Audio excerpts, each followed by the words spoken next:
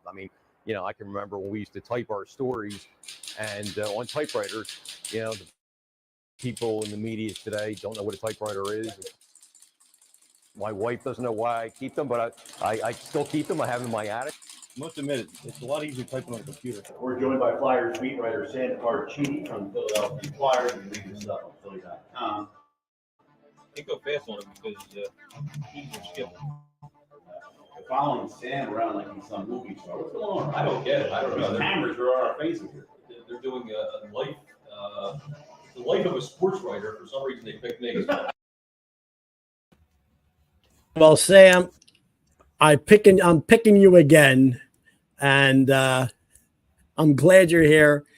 Welcome everybody who's part of Karls Korner episode 4, and with my dear friend from way back from our Glassboro State College days, my friend Sam Carchidi, who's had a phenomenal career in reporting sports in the Philadelphia market for primarily the Philadelphia Inquirer.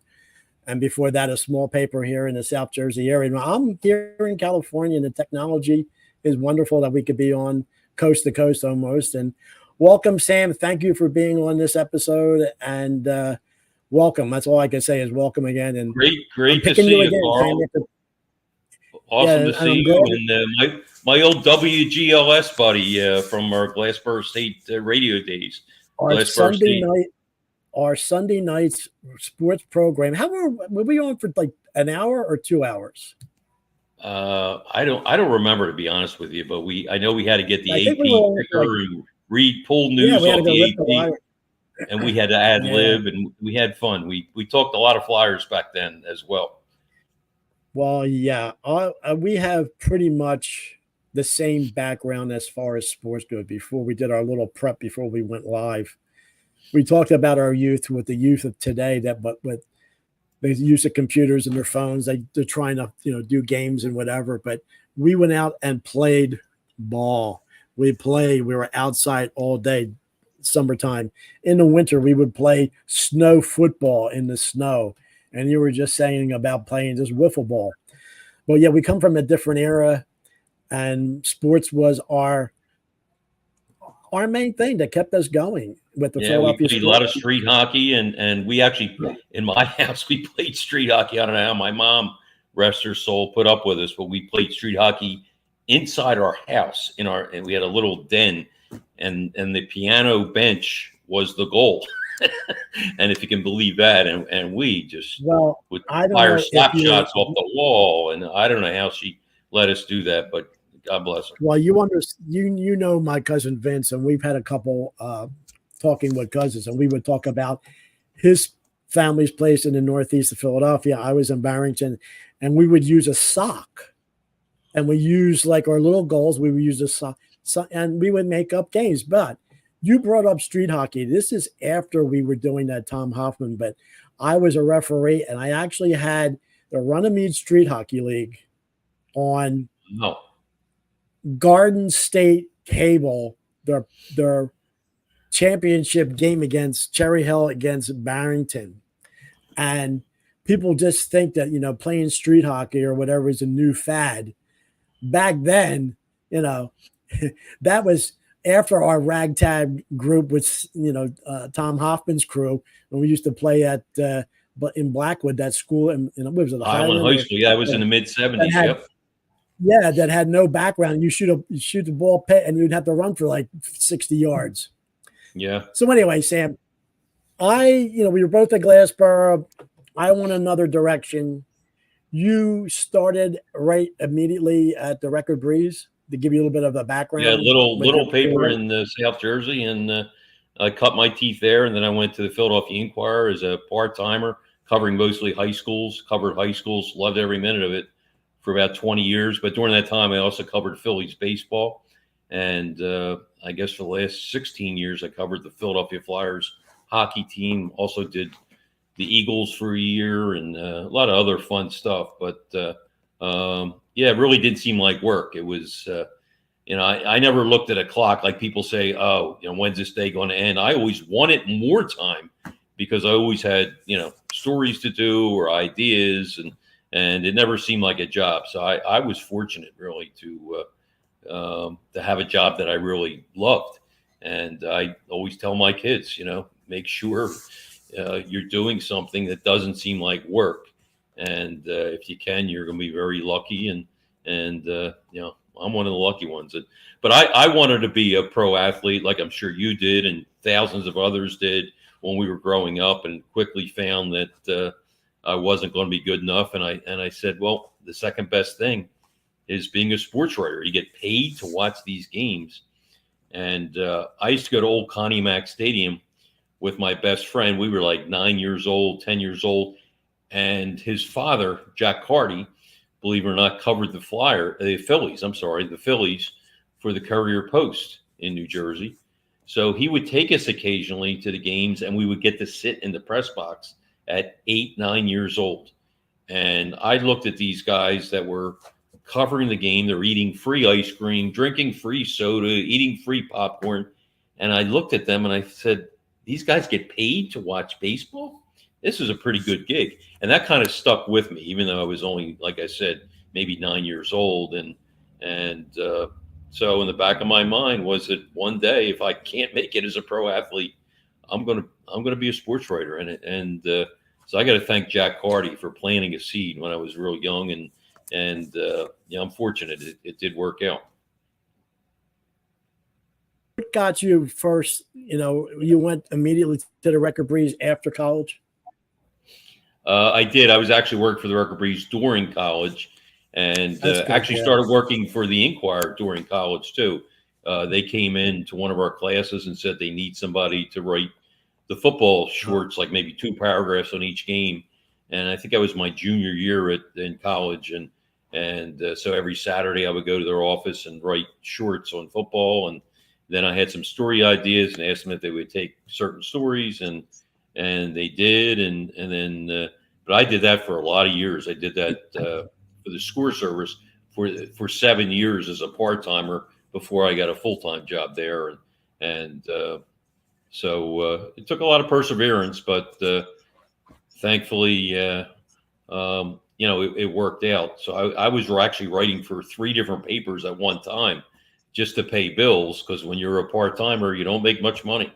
And right. And it took me 7 years to get where I wanted to be. So, but when I look back on it, they were great years. Yeah. So how old were you when you with this phenomenal picture here, Sam? Oh, that's with me and Michael Jack Schmidt. I'm probably, I want to say 19 or 20, and working for the Record Breeze, because a weekly paper. And that's probably 1975. And before they really started getting good. Yeah, they were just on the verge.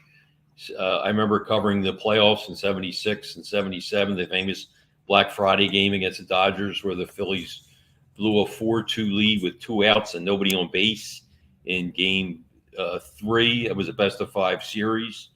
And then they lost that game 5-4. Vic Davalillo, Manny Mota had big hits. There was a missed call at first base. Davey Lope should have been out. A ground ball to Schmidt, deflected off him, went to Larry Bowa. He barehanded it, and in one motion through to first, Lopes was out by a quarter of a step. And if you look at the replay, you'll see that. But there was no instant replay back then. If there was, that game would have changed. The Phillies would have won, and they probably would have gone to the World Series that year. But unfortunately, there was no instant replay back then. Dodgers pulled out the game 5-4, and the Phillies didn't win it till 1980. But some think that 1976 and 77 Phillies team might have been their best ever. They were really a powerhouse. But then they got Pete Rose in 79. That kind of put them over the top. But some great memories during that time. No I was at the Black Friday. I was at the Black Friday game, Sam. So you don't have to tell me. I was there. Yeah. And of course, the famous blunder was all year long, Danny Ozark was the Phillies manager. Right. Pardon me? Yeah, you didn't take out Greg Luzinski. Yeah, he didn't take out Greg Luzinski in left field. All year he had taken Luzinski out and put Jerry Martin in as a defensive replacement. And I'll never forget, after the game, there was a fly ball, I should say, and Luzinski hit off his glove near the wall. Martin undoubtedly would have caught it. I'll never forget after the game, first question to Ozark was, why did you not bring in Jerry Martin as a defensive replacement? You've done that all year. And Ozark's response was, well, I figured if the game was tied or we were behind in the bottom of the ninth, I wanted Bull's bat in there in that inning. Well, that's negative thinking. The Phillies were ahead 4-2. You want to lock down the win. You don't think the Dodgers are going to score 2 or 3. And it was a major blunder. No question. Now, was he manager of the Dodgers during that time? Yeah, that's Walt Olson. Yeah, I don't know where he getting these pictures from, but they're great. That's Sam. This is from the documentary I did. This is just a freeze frame because I went around your basement with all the memorabilia you had. Yeah, that's the late great Walt Olson, and he was probably in his late 60s maybe there, but he just had some great teams there, and that was probably around the same time. That was probably 76 or 77, I'd say. And I remember talking to Steve Garvey, and it was one of the greatest interviews I've ever had. He was just a real down to earth person, great guy. And some of the Dodgers, Dusty Baker was on that Dodger team, and let's see who else. They probably had Billy Grabarkowitz, Wes Parker. I could go on and on. Lefevre, Yeager was the catcher. Bert Hooton was a pitcher, and if you remember, the Phillies on the Black Friday game booed him off the mound. The Phillies fans booed him off the mound because he was wild, and with each ball, the boos got louder and louder, and Bert Hooton lost it. He lost his control, lost his cool, got taken out of the game after walking 3 or 4 batters through his glove against the dugout, and it looked like the Phillies were on their way. As I said, they had a 4-2 lead in that game with 2 outs and nobody on base in the 9th. And the Dodgers pulled down a miracle and won the game. They said they had the next night with Carlton. We're going to get in the rain, in the heavy rain. The pouring rain, where the commissioner made sure he didn't have an umbrella or a hat on just to show, we're going to play. Yeah, and what happened? Bowie Kuhn, yeah. Game should never have been played. In fact, I took my time getting to that game because it was a downpour, as you said, and figured there's no way it's going to start on time. But everything was for TV, and they started on time. It was a monsoon, and they played in that. I think the Phillies lost 4-1, if I remember right. Yeah. And but it was just deplorable conditions. They never should have played it, and they did. Dodgers won, and they were on their way to the World Series. Now, I have to say, we're recording this about, 2.5, 3 hours before Game 7, Phillies in Arizona. And hopefully they'll win and not have people jumping off to the 2 bridges that go between Philly and New Jersey, to Ben Franklin and the Walt Whitman. And hopefully they'll be able to go to the World Series. But as we know, anything could happen. That's why, last night's loss was tough. But we have them tonight. But, hey, hopefully they'll do it. So Game 7, anything. This is the first Game 7 in the Phillies' history. I just do not have a good feeling right now about this game. I hope things change. The I think that's how you pronounce it, the Arizona pitcher, young rookie, just handcuffed them the last game. He's going tonight. Ranger Suarez has had a phenomenal run. In fact, his ERA is lower than Sandy Koufax's in postseason play. And he's going up against him. So it's going to be a nail biter, I think. And the Phillies' big bats, they were silent the last game. They were non-existent. If they're silent again, Arizona will win the game. So big bats were one for 18, weren't they? So that was crazy. Yeah, and Castellanos is 1 for 19 in the series. So that can't happen, or the Phillies will be going home. So fast forward a little bit. You're at the Inquirer, and you were doing mostly high school, correct? Yes. And Phillies baseball, too. Did a lot of Phillies baseball. Which was good. But then after, 2008 or 2009, when who left that went to Comcast, or Yeah, Tim And you guys Panaccio were- left, and I took his Yeah. spot in 2008-9 at the Inquirer, and yeah, took over the Flyers beat, and not a great year, but the next year, 2009-10, was one of the greatest Flyers years ever. They were struggling to make the playoffs, and they made it on a shootout win on the final day of the regular season. Got into the playoffs as a real low seed, and then upset New Jersey in the first round, shocked Montreal in the second. Shocked Boston in the second round. They trailed 3-0 and trailed 3-0 in Game 7. Came back all the way back, won 4 straight, and won 4-3 in Game 7 after trailing 3-0. And they just seemed like a team of destiny. Then they beat Montreal 4 out of 5, got to the finals, and I thought they were going to win the cup. It was a Cinderella story. You couldn't have written it any better. And of course, they lost to the Blackhawks in Game 6. And but the key to that whole series was they had a big lead in Game 1 and lost 6-5. And if they win that, they probably win the cup.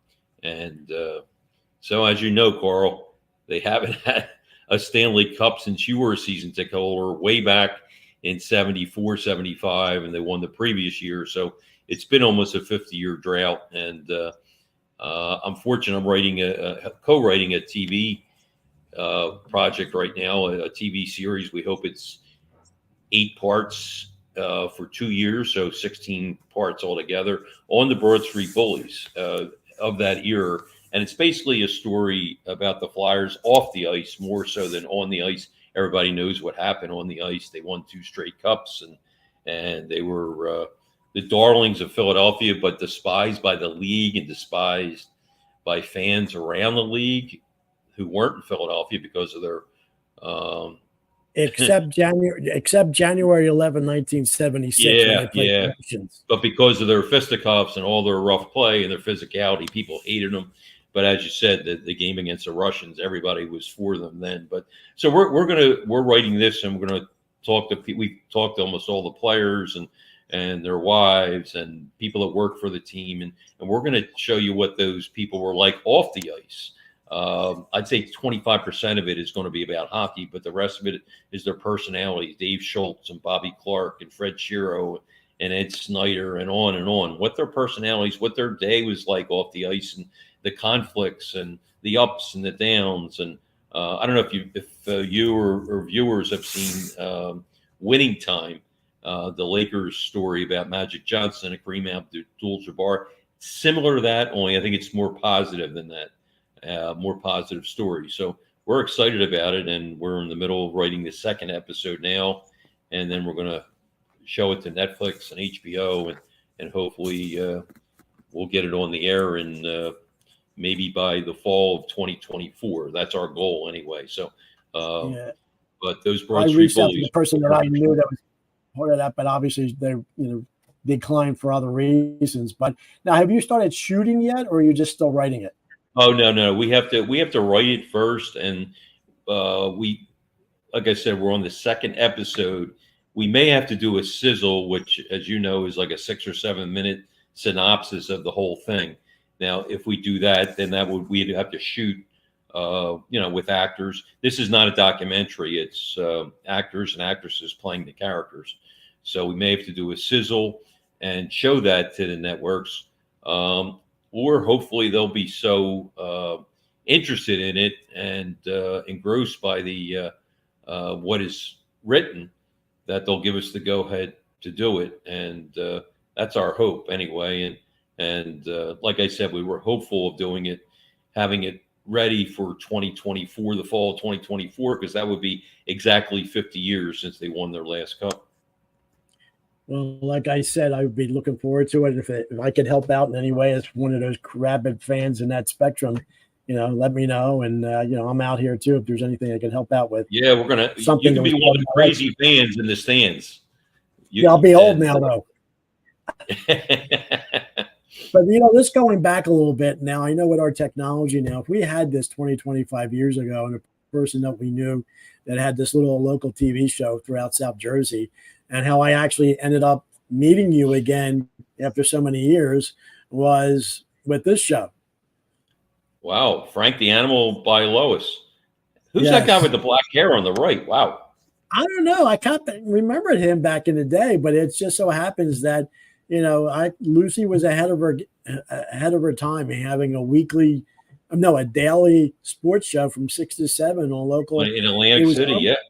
It was out of Atlantic City, but it just so happens that channel, was on this cable system that went all the way up to, Camden County. And, but if we had this access now, it would have been amazing. So this is how we ended up getting our friendship again, because I just happened to, because I was living in the area at the time. I go, what the heck, dear Sam? And I remember I called up and Yeah. say, hey, Sam, go, Carl, how you doing? And then we had our friendship from that, and we talked and whatever. But it's interesting how our lives intertwine and with everything. But then fast forwarding to almost 10, 11 years ago, we would always have lunch, talk about everything, the Flyers, whatever. But I came up with this thought, Sam, they were all doing documentaries about this player, that player, but nobody ever did a documentary about a sports writer. And he looked at me like, what are you, crazy? I said, well, look, Sam, I have this guy who, we could do this and do that. And you go, okay.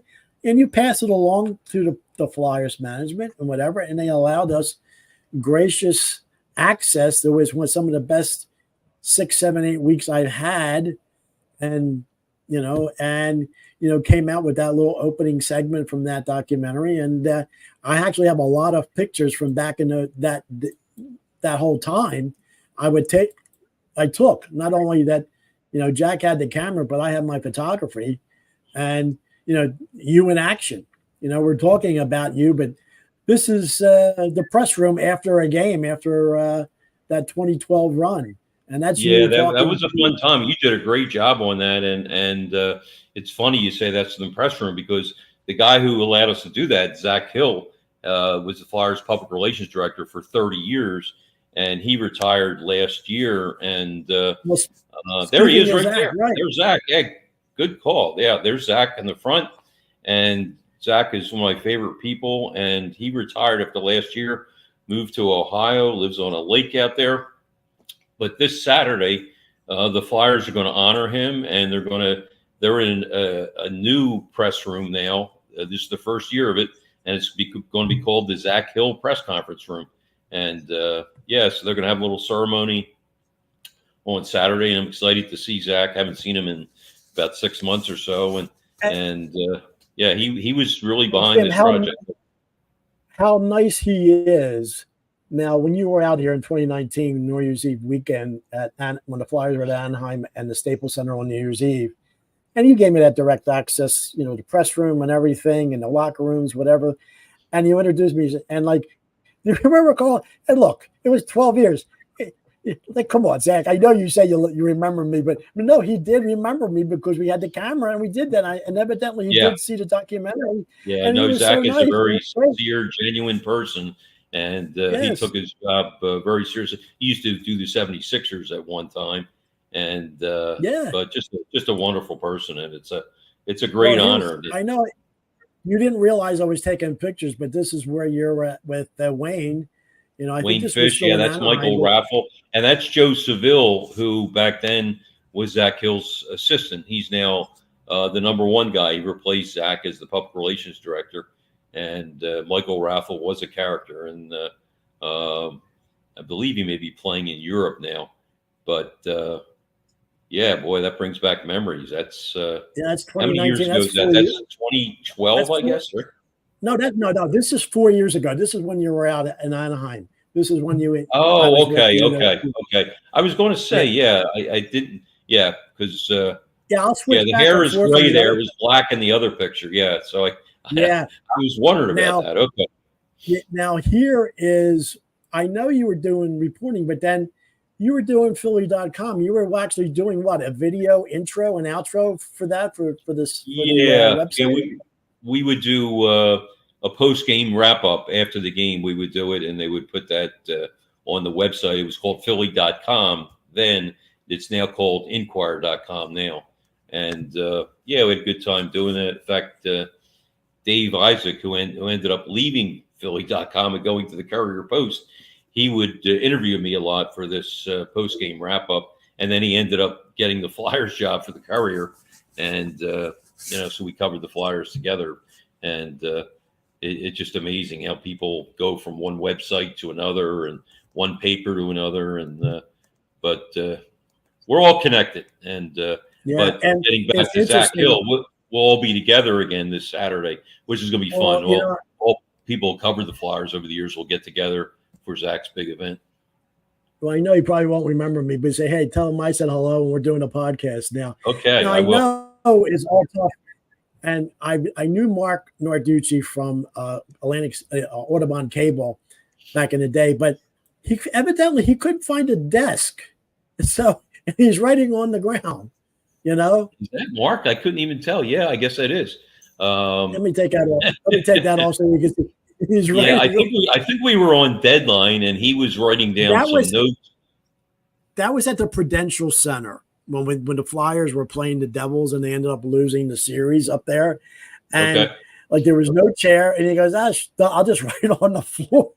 Yeah, you do what you have to do. And I could see I'm probably typing my story. What we would do is write our story and send it.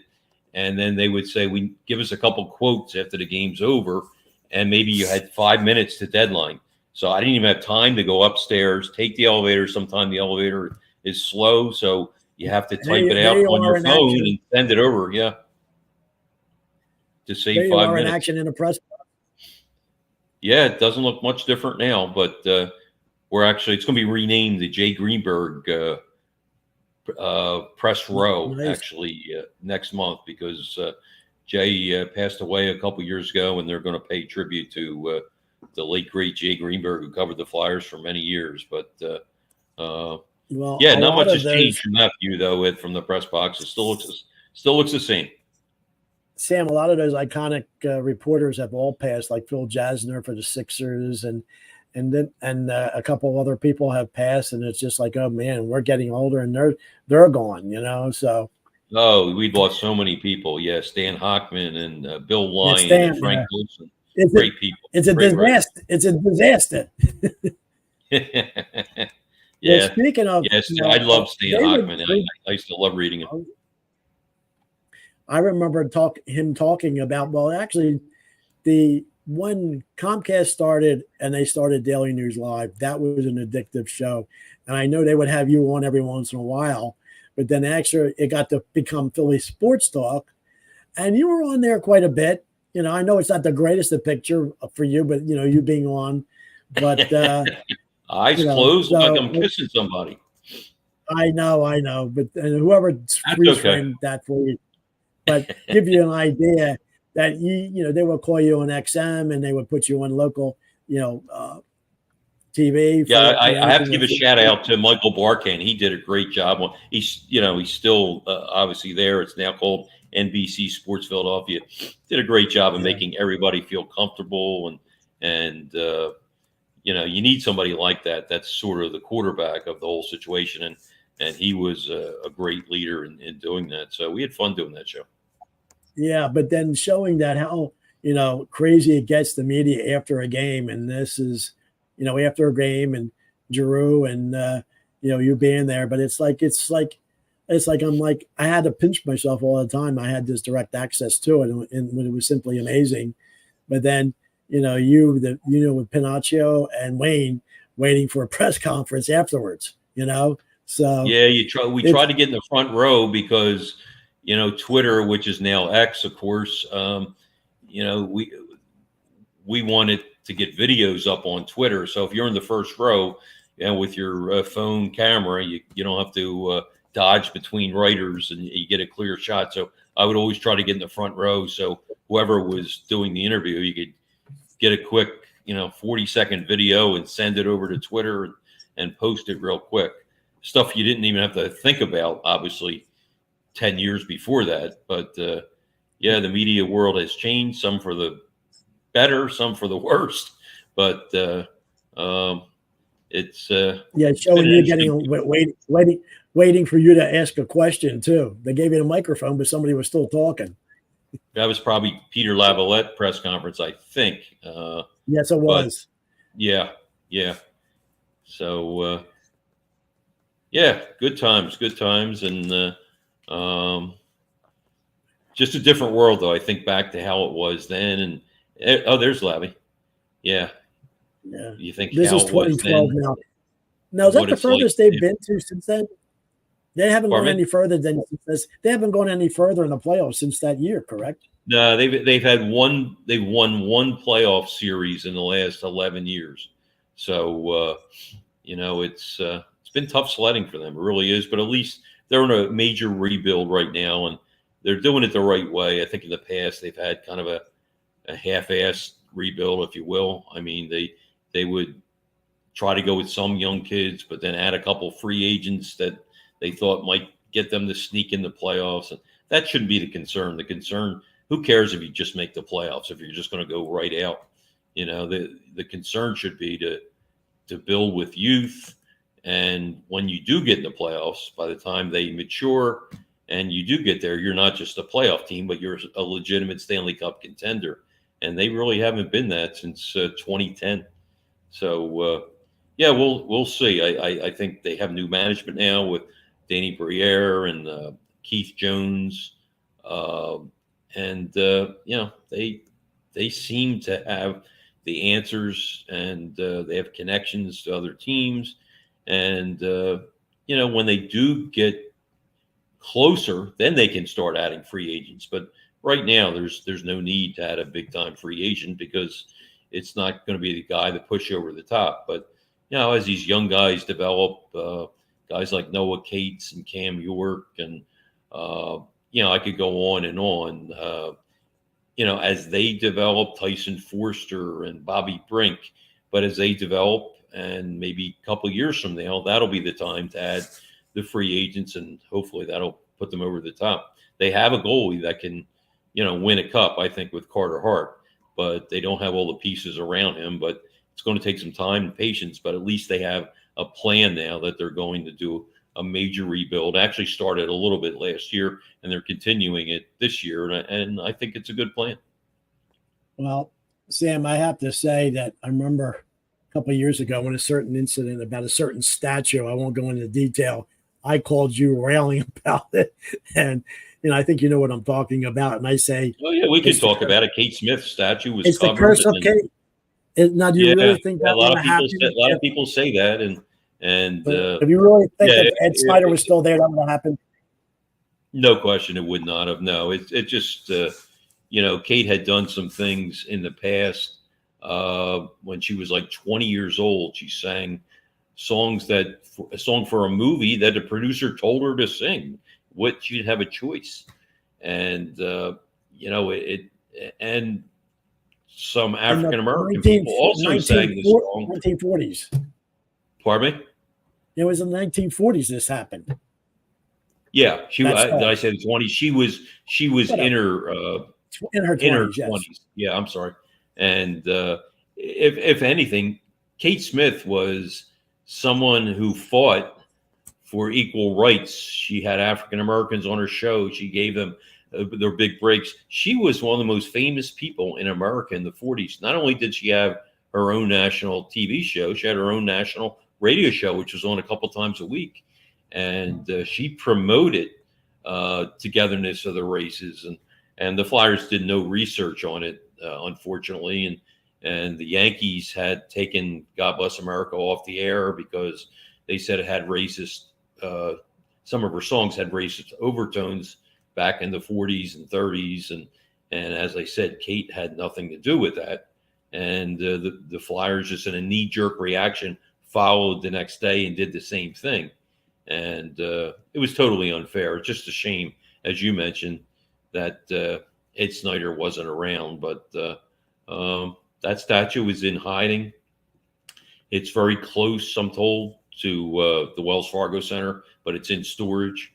And hopefully one day it'll be taken out and they'll rectify it. But yeah, it's a sore spot with me as well. And to thousands of fans, too, I can tell you from the emails that I get, especially when it happened. I got hundreds and I mean hundreds of emails from irate fans. Yeah, and I won't talk anymore about it, but it's just it's a shame that our current state of affairs is like that. But going on another topic, I call you a prolific author with books. Let's talk about your writing and the books that you've had out there, and a little bit of background on some of them. And I know I was there for a book signing with Bill, one of the iconic announcers in Philadelphia. But I'll have that was one of my most favorite books I did. Bill Camel, for those that know, was a broadcaster. Here's the book here. Bill Camel, the voice of Philadelphia sports.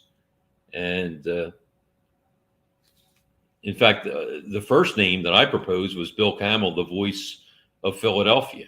And Bill said, I'm not the voice of Philadelphia. That's John Facenda. I'm not the voice of Philadelphia. So we changed it to the voice of Philadelphia sports.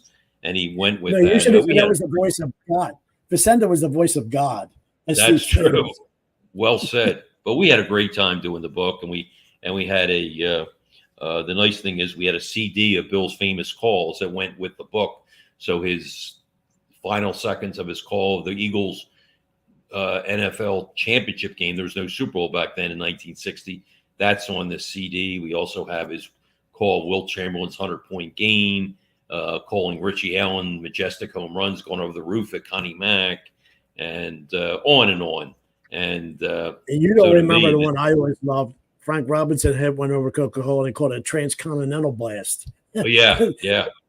He was a wordsmith, and he just had a way of a calming influence too. When he talked, and he calmed you down, and you felt like you were talking to your uncle. You just felt like you were having a conversation with him. Just a wonderful man who unfortunately passed away about 6-7 years ago now.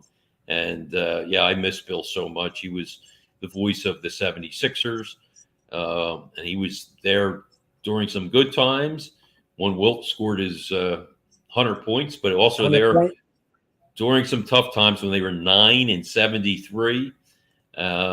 And Bill was the voice of the Phillies. He was also the voice of the Eagles.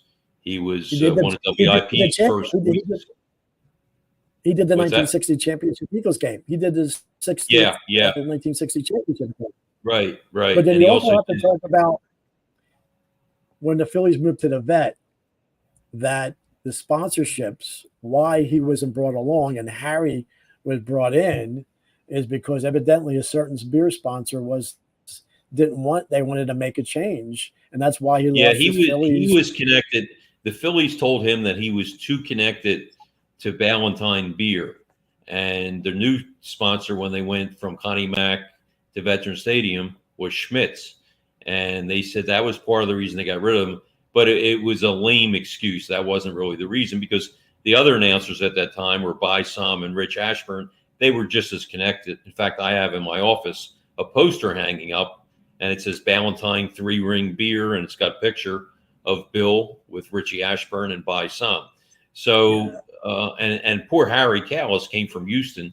He was a good friend of Bill Giles, who became the Phillies owner. That's how he got here, yes. And that's how he got here. But poor Harry was kind of in the middle. He said when he was hired, he just assumed he would be the fourth guy in the crew. He didn't realize Bill would be gone. He was friends with Bill because Bill, he traveled to Philadelphia and would sit and talk with Bill all the time as the Houston Astros announcer.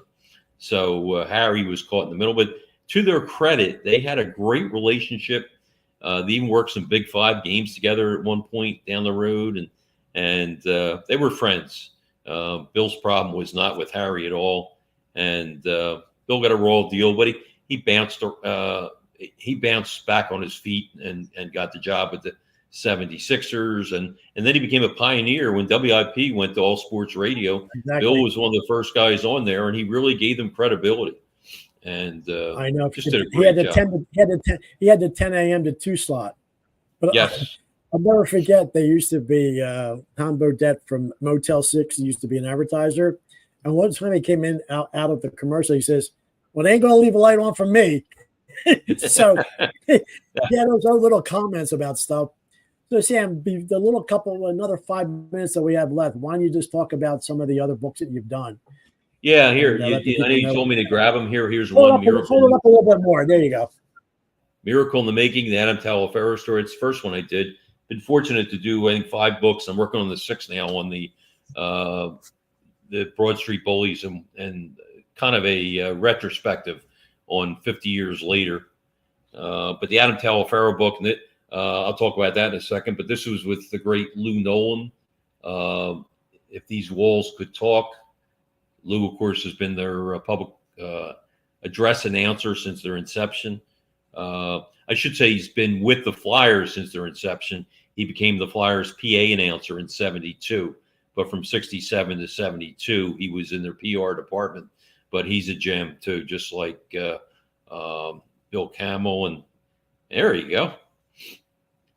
Who's that famous guy in the middle?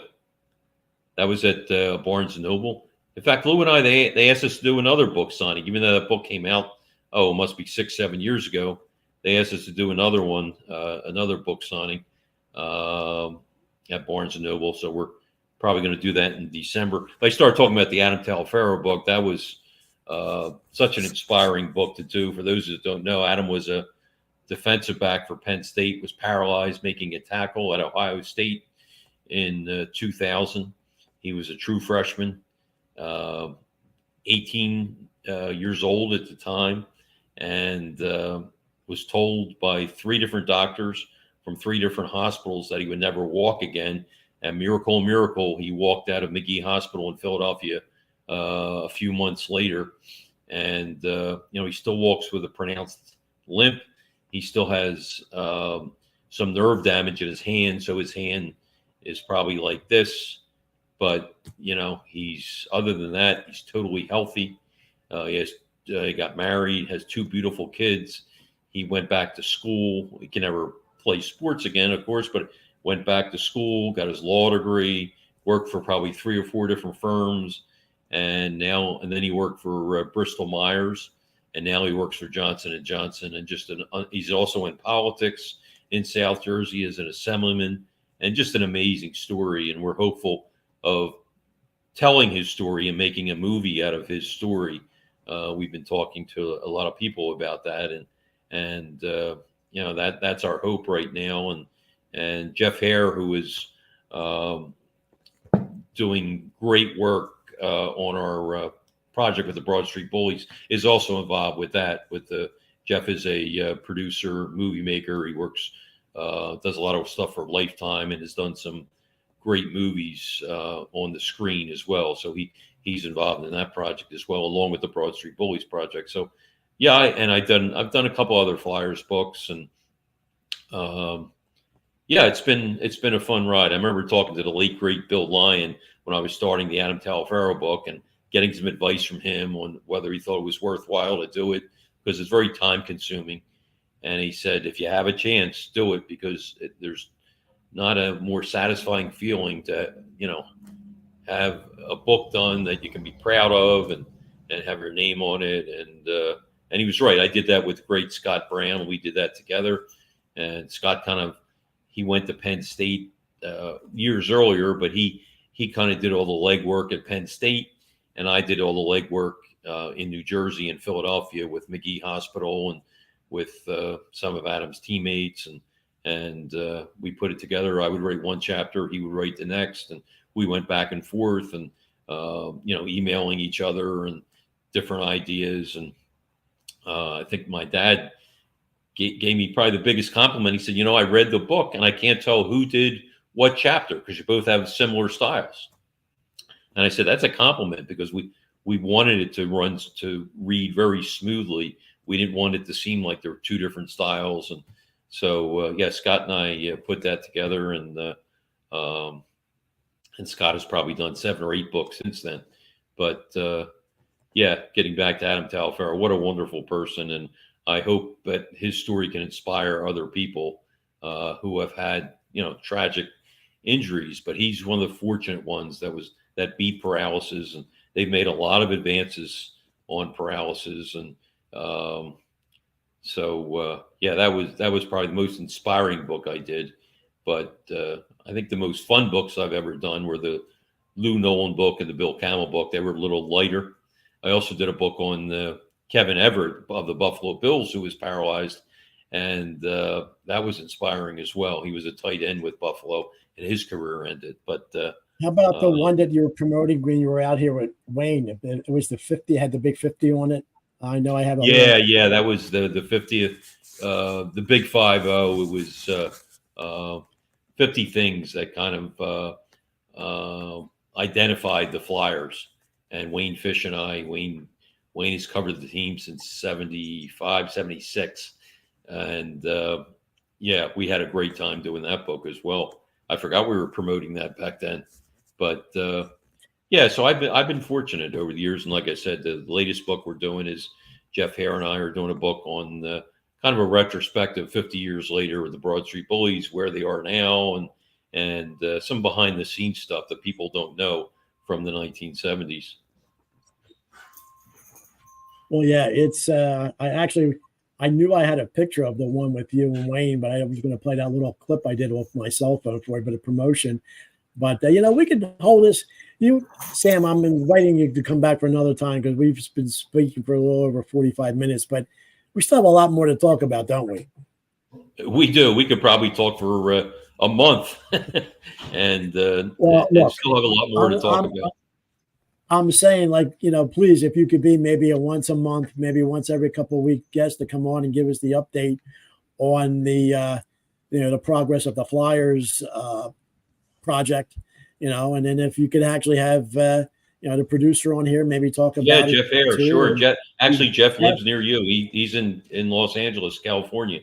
So, it's only about 75 miles. Yeah, if you could reach out to him, I could, hey, I'm who I am. I'm not in any, in situation like he is, but maybe I could give him some little insight about the way it was back day as a fan, because, we didn't have a lot. And just thank you for your friendship. And then I have to bring back 4 years ago when you invited me to your friend's place, that Tony's, that we realized that he's just passed recently. You were out here, but this was on the deck of his house in Laguna, which Laguna was Beach, which was absolutely amazing. And it's just time goes by too fast, and just to be New Year's Eve at a Flyers game at the Staples Centers was really, really nice. But and I have to give Tony. You mentioned Tony Ciabattoni. He's one of our biggest sponsors and supporters, and he was the executive producer of Bullies, and so he will inspire us to get this thing made. This 2-year series that we hope is 16 episodes, and just a great guy. He lived in California, but he was originally from Wilmington, Delaware, so he had Philadelphia roots. If you're from Wilmington, Delaware, his basically place, same. His place was just not. Yeah, was in California. Anybody who knows California out here, because when I came home, my cousin would say, "Where were you, Laguna?" She thought I was back, behind the Pacific Coast Highway. I said, "No, we were on the cliffs. The house was built into the cliffs," and I showed the pictures of it. So really, there again, I have to say, thank you so much for that experience. Yeah, well, that was I think I told you this before, but he bought that from Ozzie, from David Nelson. Ozzie and Harry actually owned that house, and then Tony had knocked it down and built an Italian mansion there, right on the beach. Yeah. But he was friends with David Nelson, the son, of course, of Ozzie and Harriet, and David gave them a lot of memorabilia and mementos from the Nelson family, which Tony proudly displayed in the house, pictures of the Nelsons and like ashtrays that little Ricky Nelson had made when he was younger, and even had a refrigerator from the Ozzie and Harry TV show, which, believe it or not, still works from 1950 to now. And so a lot of quirky but interesting things. And Tony was quite a guy. And I should mention too, Jeff Hare, the director of our Bullies series, he's lived in LA for 35 years, but he's also a Philly guy. He's from Roxborough. So he was a 10-year-old kid when the Flyers won the cup. So he he loves this project because he said it takes me back to the days when I was, when you're 10, 12 years old. That's when you're really into sports, and you don't forget those games. And so that's why he really wants to make this project, because that was, he said, as far as his sports interest, that was the pinnacle for him. A 10-year-old kid and your team wins the cup, and you don't forget that. So well, we were 20-year-old kids going through the same thing. So, and how we did it. So, it meant a lot to us too. Yeah, so I want to thank you. I know we're at the 50-minute mark, and I know we could have 4 more hours of this, but why don't we, close it out on this and just say, hey, anytime you have an update on the project and anything else you want to plug, please, anytime we could do this again. And anybody who's watching down the road, because we're recording this and this is going to be a broadcast probably within a couple of days on my channels, YouTube and Facebook. But as you can say, like, subscribe to the channel, make any comments. We'll take good or bad, constructive criticism. But hopefully we didn't offend anybody today. But Sam, I'll say thanks again, and just stay on when we finish recording. Just stay on a little bit, so this whole technical thing will be finished. And thank you for having me. Anytime, Carl. Anything for you, Sam. I appreciate it, and we're going to have another one. And hey, for tonight, go Phillies! Let's hope. Hopefully they win and it'll be in the World Series, and we can talk next time with a fingers crossed. It's not going to be easy. Yeah, fingers crossed. You think we'll have another parade down Broad Street? Thanks, buddy. Talk to you.